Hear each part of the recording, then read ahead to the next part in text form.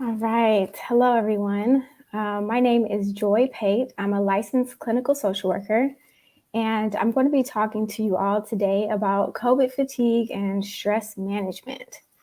And I think this is a really important and relevant topic because over the last few years, we've had to deal with a lot of stressful world events that have really stretched us to our limits. And so it's important for us to be aware of the impact of this stress so that we can continuously evolve in the way that we manage it. Because if there's one thing that we know is that stress is always going to be here. It's always going to be a part of the human experience. And so it's really important to be aware of the ways that stress impact you so that you have a good handle on the way that you're managing it. So we can move to the second slide. So I think a good place for us to start is just for us to define what stress is. So stress is your body's physiological response to changes, challenges, and stressors.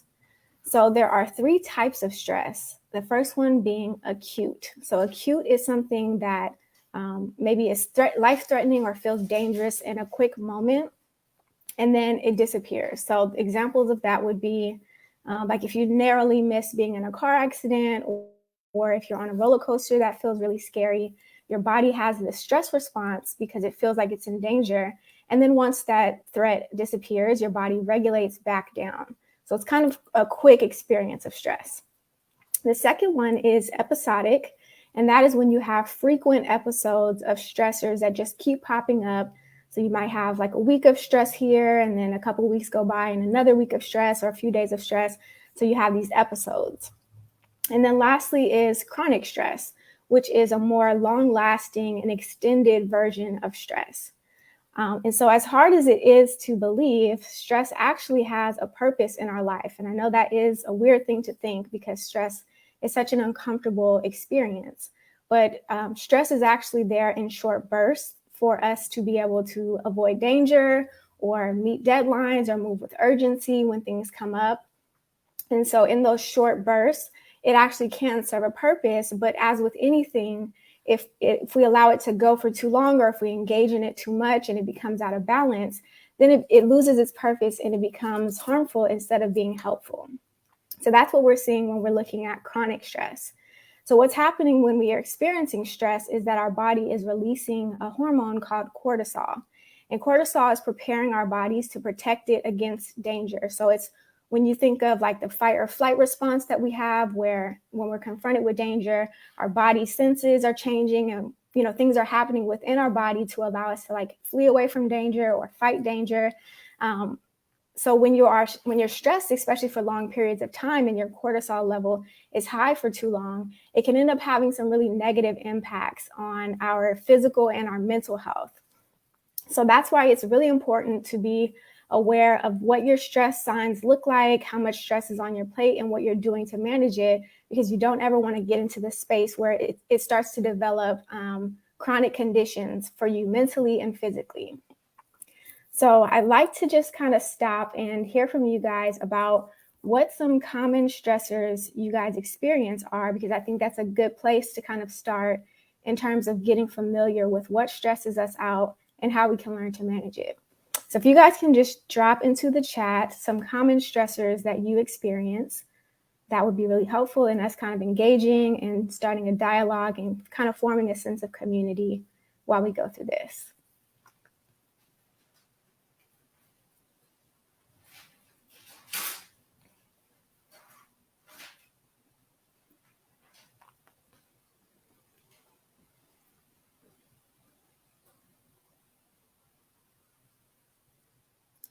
Okay, so I see relationship issues, work. Yes, work is a huge, huge stressor.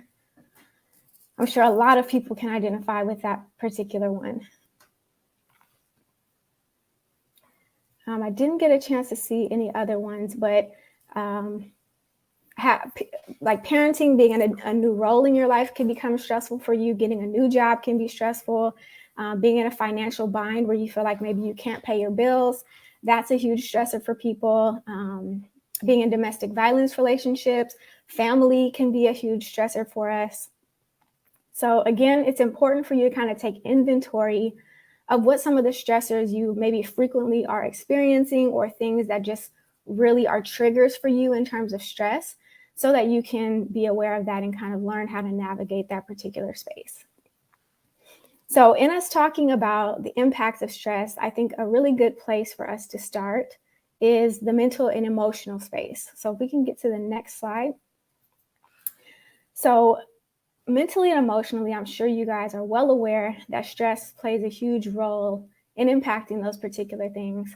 So a lot of times you might experience mood swings where your mood goes from happy to tearful to angry in like a condensed period of time. You might feel really overwhelmed, or you might feel like your life is out of control. Sometimes we're really preoccupied with excessive worry, or some people even become avoidant, where they are looking to escape from their reality because the problems that they're experiencing feel too big for them to deal with. So sometimes people turn to really unhealthy coping skills or use escapism as a way to avoid, or sometimes we lean really far into what's stressing us out and become overly preoccupied with a particular thing. So it's important, again, for us to be aware of how stress presents, like what are the signs that are coming up for you. Are you someone who gets really tearful? Are you someone who gets really irritable? Do you have overthinking when you're stressed out? Is your concentration impacted? Are you sleeping well? A lot of these things are what we'll see coming up as a result of the mental and emotional impacts of stress. And so, again, I mentioned that I think it's pretty easy for us to see or think of or conceptualize stress as it impacts us in emotional and mental ways. But something people don't really realize is that it's also impacting us or showing up in our body. So let's move to the next slide. So it's very common for stress to be stored in the body, for negative emotions to be stored in the body, and they will manifest as physical symptoms. So a lot of times people will experience tension in their muscles. So that can be in your shoulders, in your back, in your neck. Some people clench their jaw really hard when they're stressed out. Some people experience headaches, chest pains. They have stomach issues. They can have changes in their appetite, where either you're a person who loses your appetite completely, or you're someone who gets a bigger appetite when you're feeling stressed. You can also have a racing heart, or find yourself become sick more frequently because, again, there are things that are occurring in our body in terms of like hormones that are being released, and the cortisol hormone kind of suppressing certain pieces of like our bodily functions. And so you might find yourself having like a weakened immune system where you're getting sick a lot more frequently. And then the last one, very common in the Black community, we have a lot of people who experience high blood pressure. And sometimes that can be a result of stress, just as much as it's a result of like genetics. Especially if you're genetically predisposed to high blood pressure, you want to really make sure that you're managing stress so that it doesn't turn into hypertension or high blood pressure issues. So again, super important to be aware of your body. I think when you're stressed out, you're really in your head, and you can kind of almost feel like a floating head, and you're just completely like your body is just not even a part of you. But it is important to really make sure that you're looking at the signs that you're stressed out. So are you someone who typically like shoulders are up to your ears when you're stressed? Or do you experience a lot of back pain or neck pain or headaches? Those are your body's way of communicating with you that we're experiencing stress and we need to get this under control before this turns into something like a stroke or a heart attack or some of those really chronic medical conditions that can actually result from long periods of stress. All right, so I wanted to talk about one of the really hallmark components of stress, which is excessive worry. So I mentioned in the previous slide that is a huge indication for us mentally and emotionally that we're experiencing a high level of stress, is that we have this really excessive or uncontrollable worry that's going on. So worrying can look a lot like really combing through the details of a situation that you're in, very like combing through it very detailed. So you're spending a lot of time thinking about the situation and going over different outcomes that could possibly happen. You're creating different scenarios that might happen. like different conversations or possible outcomes that might happen. And what's going on is your brain is trying to prepare you for how you might respond for this worst possible outcome. So there's a sense of comfort that can come from worrying, because in our minds, it's like the more we think about it, the more we feel prepared and the more we feel in control of situations that are typically out of our control. So worrying can feel appealing. It can feel like it's serving a purpose. But again, a theme that we're going to kind of keep going over is that things can serve a purpose, but once they are in excess or they get out of balance, then they become harmful. So I'm sure you guys have experienced worry where you're so preoccupied that you can't think about anything else, or it's starting to impact the way that you're sleeping or impact your appetite. And that is at that point where it's no longer serving any type of purpose and it's become harmful to you. So you want to be really conscious of how much time you're allowing yourself to spend in that space, because a lot of times we are creating scenarios to stress us out. And our brains can't really tell or decipher the difference between situations that we're making up and situations that are actually happening. So you're almost stressing your brain out when you are engaging in too much worry. So you have to be really careful with that. So 3 tips I want to give you guys to help contain it, because the fact of the matter is worrying to some extent is normal. So there's not really a way to eliminate it completely, but you can kind of contain it to a certain part of your day, or just contain how much you're engaging with it, again, to avoid some of the things that we were talking about with chronic stress. So the first tip is scheduling worry time. So when we're worried, we tend to worry all day long. Like it's something that's on our brains for a long period of time, all day, all night. So in scheduling specific times in your day where you plan to worry and kind of allow your brain to run free, when it comes up in other parts of the day, you can kind of redirect your brain to say, okay, 6 o'clock is when we're going to actually think about this. Right now it's 3 o'clock. So we're not going to engage those types of thoughts. So you want to spend maybe 20 to 25 minutes just allowing your brain to go, to run wild with all the scenarios you might think of, the worst case scenarios, and just combing through the details of a situation so that you feel prepared or whatever the case is. But having that stop time, like setting a timer where you say, after 20 to 25 minutes, that's it. We're not going to be thinking about this anymore for the rest of the day. So something that can be helpful to do while you're worrying or while you're, doing your worry time is actually writing out. One, you can write out what you're worrying about, because I think it is good to help you see it on paper. But you can write out the worst case scenario, the best case scenario, and the most likely scenario. So what we're doing with that is your brain tends to only think about the worst possible case, because again, the idea behind worrying is that your brain is preparing you for this worst possible case scenario so that you can avoid danger. So if you're only engaging in the worst case scenario that hasn't happened and there's no guarantee that it's actually going to happen, then you might as well spend some time in the best case scenario as well, because we can't predict which one of those is going to happen. So why not spend time engaging both of them? So during your worry time, you can write out the worst possible case, you can write out the best possible case, and then what you think is most likely going to actually happen. And a lot of times that really helps to ground us in the fact that, like, okay, this worst case scenario is probably not even going to happen. It's most likely going to turn out this way, which I can actually handle. Like, that's actually not that bad.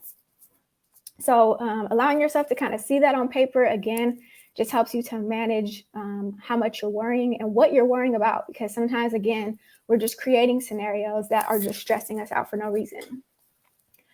And then the last thing is worrying about what's in your control, or identifying rather what's in your control versus what's not. When you look at a particular situation, if you can identify the things that are within your control, it allows you to come up with some solutions to it and problem solve and feel like you're making some progress on that particular thing. If you're worrying about what's not in your control, that feels really unproductive. And again, it's just creating that continued arousal around that and that continued stress, because you're never going to feel like you're getting a handle on it or like it's ever under your control, because it's out of your control. So in kind of being able to identify that this is not something I can control, it allows you to like take your hands off of it, take a step back and allow the situation to play out, and then just be open to the fact that you have a level of resilience and skill and support that will allow you to navigate it when it does come. So those are 3 tips that you can definitely try out. I'd love for you guys to just try them and see if that's something that works for you, because not everything is going to work for everyone. All right, we can move on to the next slide. So this kind of brings me to the point of this, which is COVID fatigue. So we've been in the pandemic now for a little bit over 2 years. And I think in the beginning of the pandemic, we definitely had these like quick survival skills that came up for us that allowed us to like feel really motivated to get through this.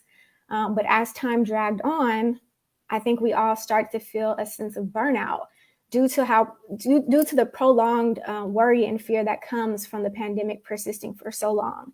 So if you're experiencing COVID fatigue, it might look like you having trouble motivating yourself. So maybe in the beginning you were able to like be really productive in working from home, but now it's hard for you to even make it through the day or to rally to like, get through things. You might feel a deep sense of emotional exhaustion, where maybe some of your other coping skills or things that you were doing before that felt helpful just aren't hitting the same as they used to.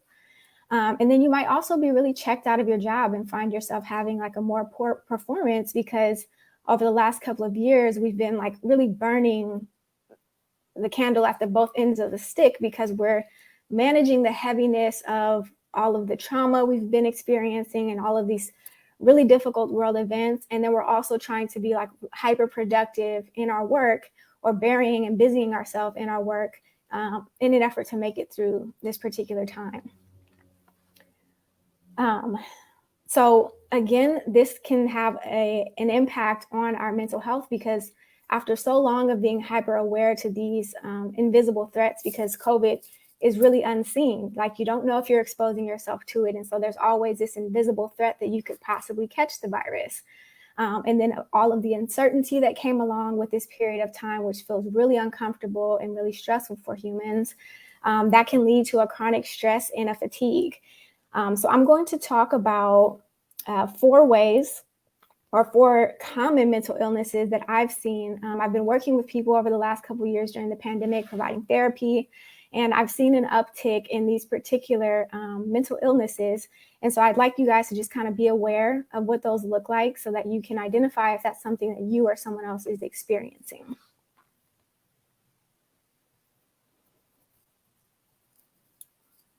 So we can move to the next slide. All right.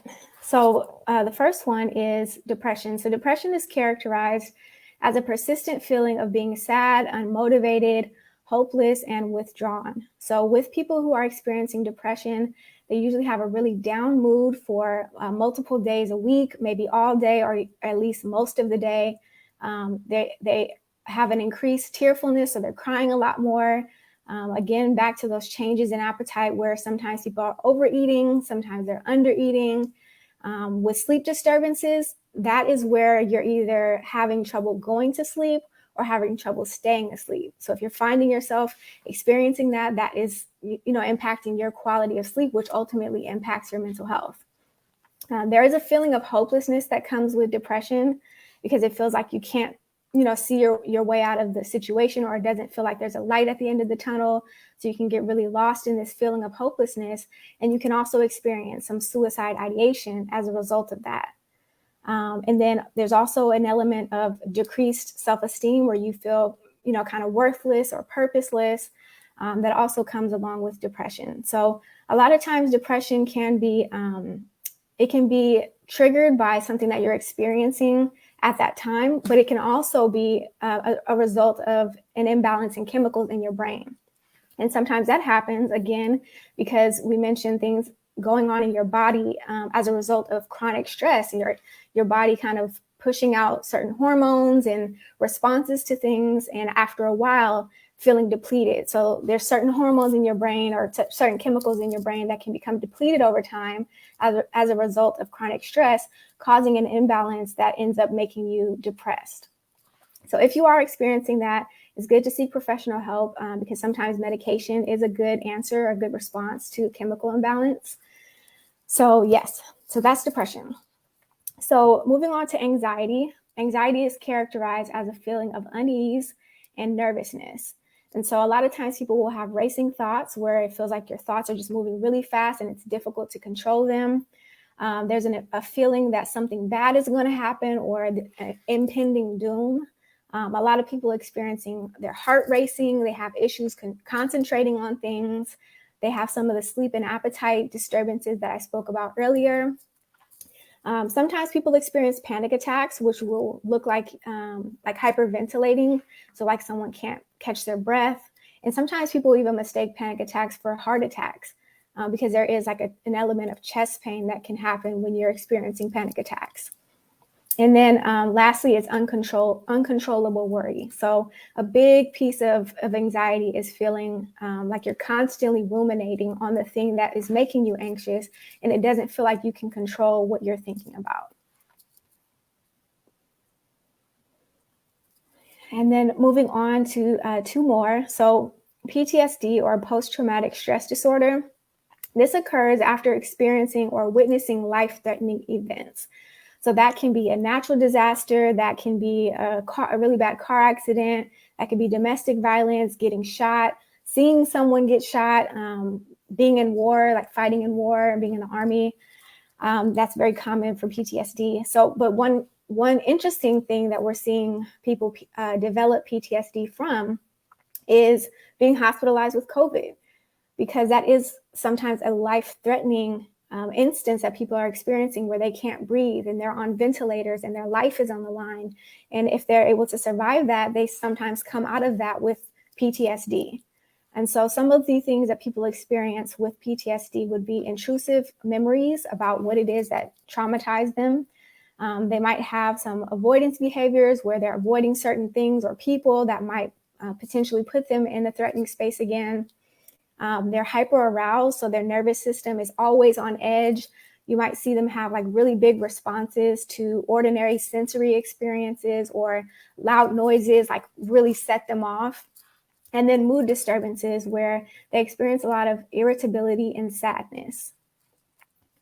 And then lastly is suicide. So suicide a lot of times is co-occurring with other mental illnesses. So people who are experiencing depression, anxiety, PTSD, sometimes they have co-occurring suicide ideation that occurs. So a lot of times what you'll see is passive suicide ideation, and that is when someone is just simply thinking about ending their life. They might think thoughts like, it'd be better off if I wasn't here anymore, or I wish I wasn't here. I wish I didn't have to deal with life anymore. But there's no actual plan, or there's no action behind the thoughts. So that's what we would consider passive suicide ideation versus active suicide ideation. And that's where a person has those thoughts. And additionally, they have a plan on how they might execute suicide, and they have access to whatever they're planning to use. So when those three elements are present, you definitely want to, if you're experiencing it or if you witness someone experiencing it, you definitely want to reach out to professional resources. So if it's an immediate crisis, you can call 911. Otherwise, there is a suicide hotline that operates 24/7. And that will allow someone to speak to someone, because sometimes that's what people need. They need to be able to talk through what they're experiencing. And the people on the suicide hotline are trained experts in being able to de-escalate some of the things that they're experiencing. So some other signs that you might see or you might experience yourself is a really deep feeling of hopelessness. Sometimes people will give away their personal possessions when they're planning to end their life. So if you see somebody giving away all of their things, that can be an indication. Engaging in risky behavior. So maybe someone's like blowing a bunch of money, or they're out, walking around in traffic, like in a really dangerous way. And then questioning the value of life, or feeling like they're purposeless. So if you are experiencing those things or having those thoughts, or you witness anyone, please make sure to seek professional help for that.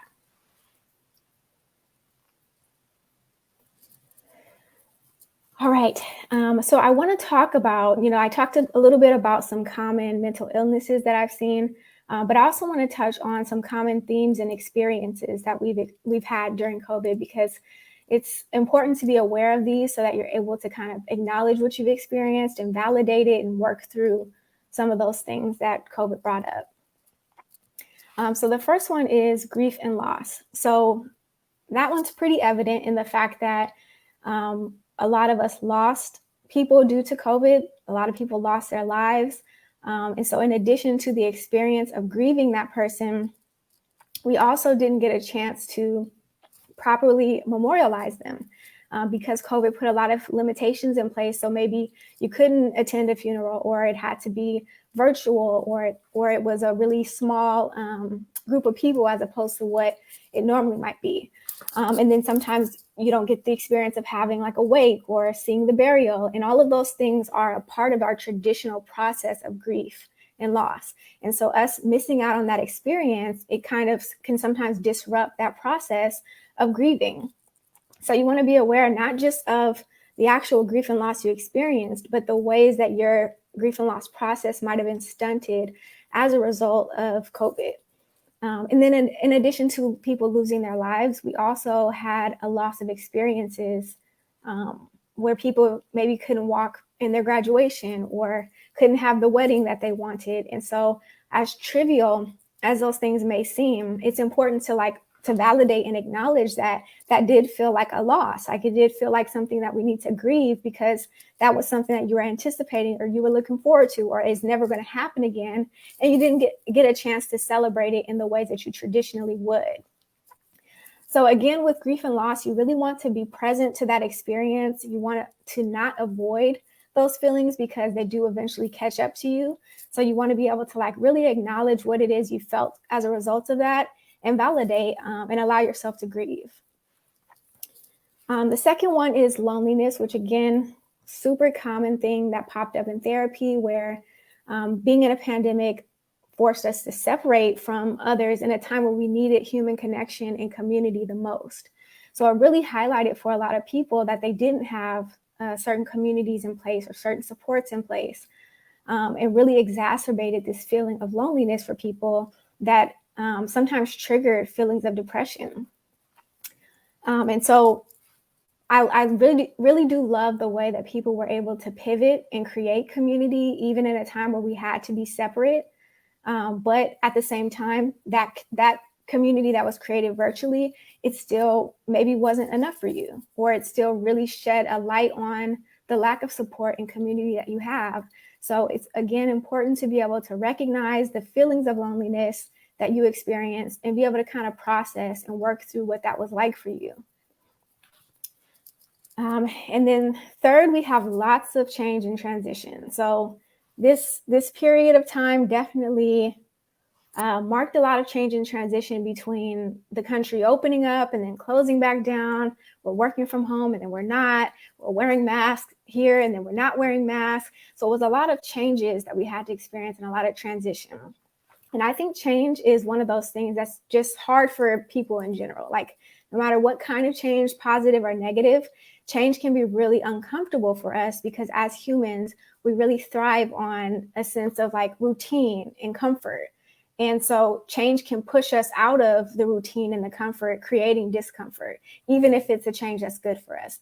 So if you are someone who struggles with change or you find yourself resisting change, be aware of how much your resistance to change is actually making that even harder, because change, again, it's already a difficult thing because you're having to do things differently. It's a lot of unknown and uncertainty around change. But what can really exacerbate that experience is your resistance to change. So it's important to really recognize that and where the root of that maybe came from, and then how you can kind of shift to being more open to it. Because again, having that openness and going with change and being open-minded to it, it can create a lot less internal conflict for you. But still also validate the fact that change and transition during this time was difficult. And then lastly, we have guilt and shame. These were two emotions that came up a lot. And I think with emotions, as with everything else I've mentioned, they all have a purpose. So even the negative ones like guilt have a purpose in our life. And that purpose is to keep us on track morally or ethically, keep us in line in terms of what society deems acceptable. But when you over engage in guilt, over engage in shame, that again can lead to depression. And it can it will not serve its purpose at that point. It can become harmful. If you're leaning too much into guilt and shame, it no longer serves a purpose. So a lot of the things that people felt guilty or felt shameful around was catching the virus, spreading the virus to someone else, maybe not following certain guidelines, and then also productivity. I think in the beginning of the pandemic, we saw a lot of people starting businesses or taking on like new projects and kind of really thriving during that period. And so if you weren't a person that responded in that way, there was a lot of guilt and shame around your inability to adapt in that period and learn how to thrive. And honestly, it's not something that you should be holding yourself to a standard on, because again, that was a really heavy experience. And so the idea that you were supposed to thrive during that, or that you were supposed to come out of it with a new business, it's just not realistic. And it's a really high expectation to set on yourself that can lead to a lot of guilt and shame. So you want to make sure you're exercising grace and self-compassion and really acknowledging that this was a hard time and that it's okay for you to have responded in the way that you did. So I want you guys to kind of drop in the chat if you've experienced any of these, or if you know people who've had these common experiences. Just kind of put that out there, because again, that helps to create a sense of community, to know that other people were also dealing with these things.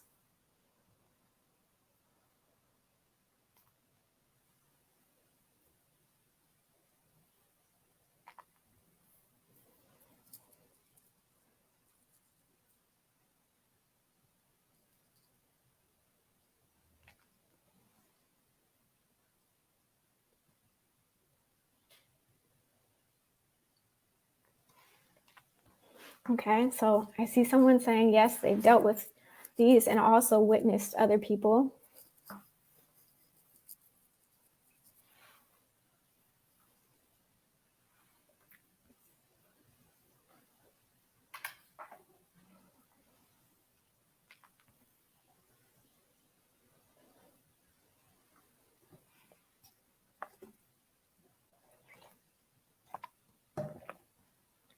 Okay, so I think the consensus is we all experienced a lot of these things. Okay, so now let's talk a little bit about some tips on how to navigate the current state of the world. So the first thing is limiting your media consumption. I think right now the inclination can be to like really be tuned into the news, because we have a lot going on between politics and COVID and war and things of that nature. So if you are someone who is, maybe has the news on all day and it's just kind of running in the background of what you're doing, or you're frequently checking articles or scrolling social media pages a lot, it's important to be aware of how that is impacting you. Because even if at face value, maybe it seems like it doesn't, I can guarantee you that you being that tuned in and hearing those news stories over and over and over again, because there's a lot of repetition on the news channels, it really is putting you in a mindset of being hyper aroused to what's going on in our world. And a lot of times those stories are very traumatic and very negative. So if you're consuming that all day, it can put you in a really negative headspace. So the idea again is balance, because I would never suggest completely not watching the news or not being in tune with events, but there's a way to balance it where you're limiting your consumption so that you're not being overconsumed with it. So my advice is, if you are watching the news or checking the news or whatever the case may be, that you pick 1 to 2 times a day where you check it in that concentrated period of time. So maybe you check in the morning, you watch a couple segments, and then at night you get caught up on all of the news stories that have been happening that day. Or midday you check it just the one time. But I would really encourage you to avoid just having it running all day or watching it for hours and hours on end. So that is one. So just again, really remembering to balance. It's okay to want to be in the know, but you don't have to be overconsumed with it. So next is creating routines. So I don't know about you guys, but when we first started the pandemic, I was working from home, I would roll out of bed and brush my teeth and then get straight on the computer and just be there for hours working. And what what I learned about that is that it wasn't a good idea. It wasn't healthy. I was really like, the days started to kind of blend together, and I would really be at my computer for hours. I wasn't eating. I was hyper productive at that point. I think I was working harder from home than I was in the office, because you don't have people that you're engaging with. So that is when I learned how important a morning routine would be for me. So I want to, again, just check in with you guys about some things that you do in your current morning routine, because I want you guys to be able to pull from other people's experiences and ideas so that you can create a routine that helps you set the tone for your day, because a morning routine really does set the tone for your day. And that is something that will put a buffer between you and work, or you and checking your phone for news things or updates about other people's lives. So I want us to kind of drop some things in the chat that will help us create a morning routine, or help you pull some ideas from here.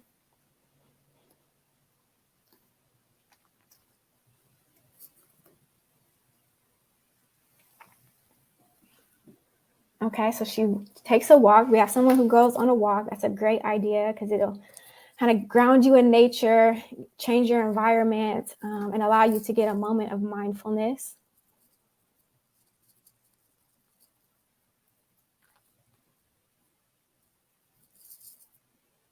Okay, morning and evening walk. That's a great idea. Yes, a lunch break is definitely needed, which again, I think is something people maybe weren't doing during the work from home period.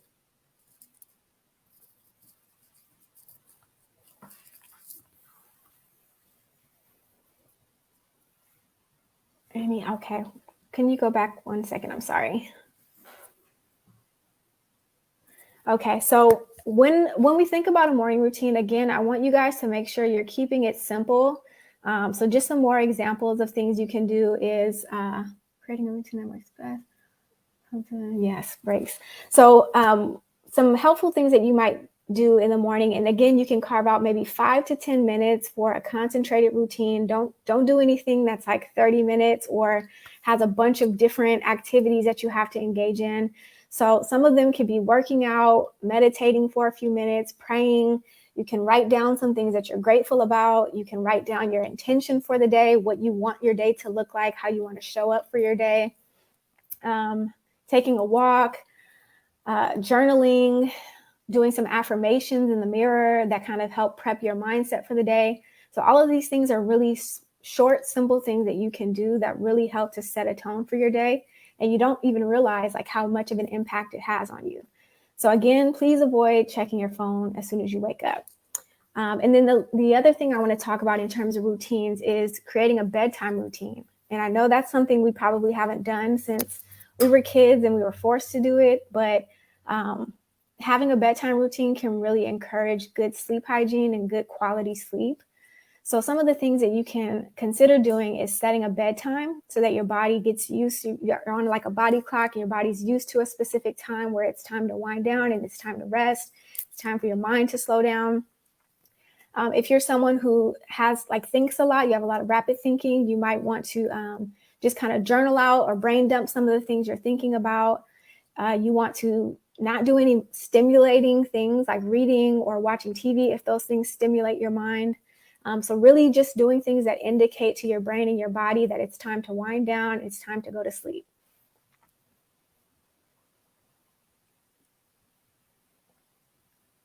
All right. The third thing is staying in tune with your needs. So because I mentioned that this can be like a really traumatic and heavy period for people, sometimes we're inclined to disassociate or tune out or avoid. And that is because we're trying to protect ourselves from experiencing too much stress and trauma.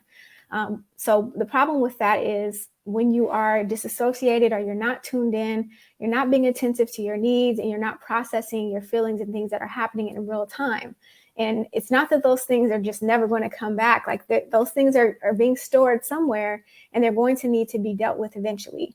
So it's important for you to spend some time with yourself, journal out the things that you're experiencing, be really aware of what you're feeling. And again, it doesn't need to be an all-day thing where it's stressing you out, but it does need to be in balance, again, where Maybe you have some periods where you're distracted and you're avoiding, but you revisit whatever's stressing you out in an effort to avoid it becoming larger than life or stressing you out more, or being something that you end up having to process later on down the line. So just to kind of give you guys an example of just what dissociation can feel like, if you've ever driven home from work and it's a routine that maybe you're really used to, and you kind of tune out and you don't know how you got from point A to point B, that space in between there, you were experiencing a low level of dissociation. So sometimes when people have really complex trauma histories, that's what they're experiencing all day. So you don't want to make that a habit to be what you resort to in terms of coping with what's going on. All right, and next slide, please. So I want to talk a little bit about coping skills, because it's really important to have a tool belt of healthy coping skills right now. Just to give you guys a brief overview of things that are considered unhealthy, that could be drug and alcohol use, that could be engaging in unhealthy relationships, it could be overly distracting or avoiding. That's all I can think of right now. So those are examples of unhealthy coping skills. But I also want you guys to be aware that healthy coping skills can become unhealthy if you do not use them in balance. So we'll get into that a little bit more, but I want to first highlight internal resources and external resources. So internal resources is anything that can be done within you. So that is meditation, journaling, maybe having some positive self-talk. All of those things are resources that exist within you. You don't need someone else or something else to engage those particular resources. And then external resources are things that can be done outside of you. So that could be taking a shower, talking to someone else, going on a walk.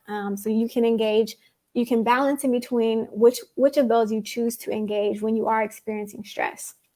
And then I want to give you guys a helpful acronym that is basically a bunch of coping skills, because the fact of the matter is sometimes your coping skills work in a situation and sometimes they don't. And so you want to have other things that you can reach for in those particular times so that you have options. So if I could have someone write this out in the chat, that would be helpful. So the acronym is MOADS, MOADS. And the M stands for mindfulness. So that would be activities where you're meditating, you're praying, you're deep breathing, you're being present, you're observing what's around you without judgment, you're staying in this moment as opposed to the future or the past. The O stands for opposite action. So if you are feeling depressed and maybe you're wanting to stay in bed and not engage with anyone, you want to do the opposite action, which would be getting out of bed, getting dressed, and engaging with other people. The A stands for affect identification. So that is you identifying what you're feeling. And that can be through talking to someone, that can be writing it down, that can be playing songs that validate the particular emotion that you're experiencing. But it is identifying and acknowledging that emotional experience. The D is for distraction. And that could be like listening to music, watching a movie, engaging a hobby, art, any of those things that will distract you. But again, that needs to be in balance because you don't want to be constantly distracting yourself. And then the S is for support system. So I know sometimes, especially in the Black community, we have people who are hyper independent and don't want to burden other people. So you guys tend to maybe keep your problems to yourself or feel like you have to deal with them on your own. But it's really important, again, to engage your community and engage the people who are there to support you so that you're not having to deal with this on your own. All right. And then lastly is setting healthy boundaries.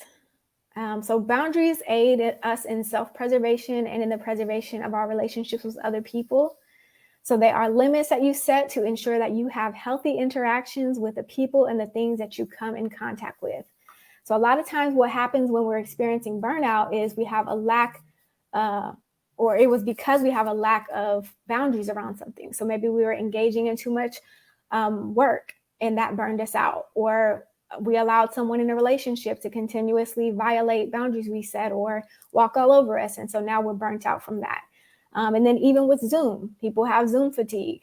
So being able to say no to engaging in a Zoom meeting sometimes are boundaries that you can set so that you can ensure that you're continuing to engage with other people and with yourself in a healthy way.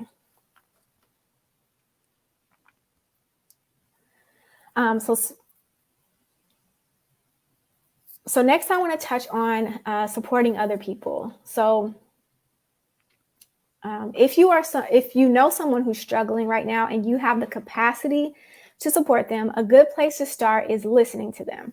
And I know that seems super simple, but a lot of times people just want to be heard and they don't want a bunch of solutions thrown at them. So it's important to remember that in supporting other people, sometimes it's okay to just straight up listen to them, and that's a good place to start. And in listening, sometimes you can also help point out some of the signs that indicate to them that maybe they're overwhelmed or it's time for them to get more help than what they're currently engaging right now. So helping them identify some of the signs that their stress is maybe getting out of control. And then in helping them recognize those particular problems that they're dealing with, you can then validate that experience for them, because again, sometimes people just want to know that they're being seen and heard. They don't want a bunch of solutions. They want you to say that that's a normal experience, and that's tough for you to be experiencing that. But in the effort that someone does want, or in the event that someone does want solutions, you can additionally be an extra person to kind of provide some extra perspective for them that maybe they didn't think about before in terms of problem solving. And then also checking in with people regularly is important, especially if there is someone you've identified as like the strong friend who maybe you don't check in, or people don't check in with that person as much. It's important to check in with them regularly. And then lastly is maybe identifying and helping the person understand that it's time for therapy. Like if their issues span beyond what they're able to handle and you're able to handle, encouraging them to go to therapy might be a good next step. So how do we know it's time to seek professional help? So for me, a good indication is when this particular thing that you're experiencing starts to impair your ability to function in your work life, your home life, your social life, your relationships, so on and so forth. So when you are maybe unable to get out of bed for work, or you're not showing up for work, you're calling out more frequently, or you're just not able to engage in your social life the way that you used to, it might be time for you to seek professional help. But it's also important to know that it doesn't have to get to that point before you seek professional help. And then the other one I really want to highlight is, of course, again, if you're experiencing suicide ideation or any self-harm behavior. So let's talk briefly about why therapy could be helpful. So therapy gives you a space to talk about and process past and present trauma. It helps you find coping skills and stress management techniques that are tailored specifically to you. So again, maybe you have a coping skill you've been using, but it's no longer working, and you work with a therapist to identify specific things that can be helpful for that circumstance that you're in. It can also give you a different perspective and help you make some mindset shifts that will really completely change your life. So it's a really important and helpful process that I think people are starting to engage more and finding to be a lot more helpful. And again, doesn't have to be used as like a last resort. So in finding a therapist, a lot of times you maybe might be looking for someone who looks like you or identifies the same way as you do. So that can be a little difficult sometimes, but I actually have some resources for you guys in terms of directories that cater to specific identities that therapists are listed on. And then lastly, I do want to just go over some myths of therapy. Therapy is, it's not like a fix-all. It's not going to be like your first session, all of your problems are fixed. So that's something I think people commonly expect, that as soon as they start working, they want to see improvements right away. And sometimes that's just not how your process is going to go. And then additionally, it's not always going to be a linear experience where like you start here and you make progress all the way through. Sometimes your progress goes back and forth, back and forth. So I think that's something to just be mindful of when it comes to the therapeutic process, is some of those myths, so that you have your expectations properly set before engaging. So in terms of resources, I have a few apps on here that have guided meditations. The first, Liberate app, is actually person of color owned. So you get a chance to hear voices that sound like yours. And then Calm app and Headspace app, and then YouTube are other great resources that have guided meditations for free. And then I've also listed a number of therapy directories. So if you are looking for a therapist, I have therapy for Black men, therapy for Black girls, inclusive therapists, and then also if you identify as LGBTQ community, there is a directory for that as well. So please feel free to take a screenshot of these resources so that you can pass them on to other people or use them yourself. And then, of course, I have the suicide hotline number there again, just in case anybody needs it.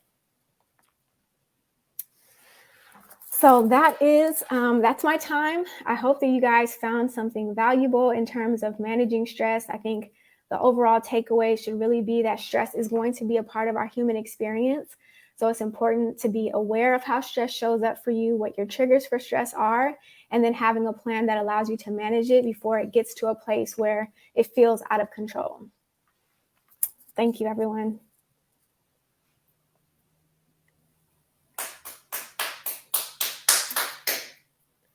So I see a question, can one have all three types of stressors? I think, are you talking about the acute, episodic, and chronic?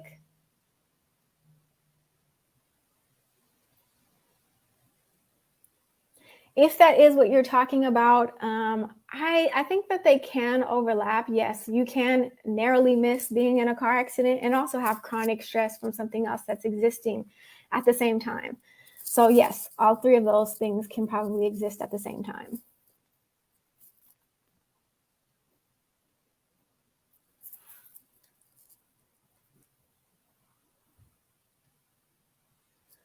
All right. So again, thank you guys for having me. If you are seeking therapy, I do have my own private practice, so please feel free to reach out to me. I believe that my contact information will be displayed on the screen. And again, I hope that you guys found something valuable in today's PowerPoint.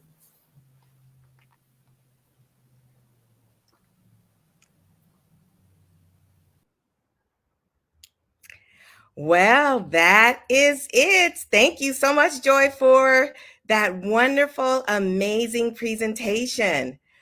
Well, that's it, ladies and gentlemen. Thank you so much on behalf of the Los Angeles Alumni Chapter of Delta Sigma Theta Sorority Incorporated. Thank you so much for participating in our first Self-Care Summit, 7 days of Delta Care. We'll see you next year. Bye-bye.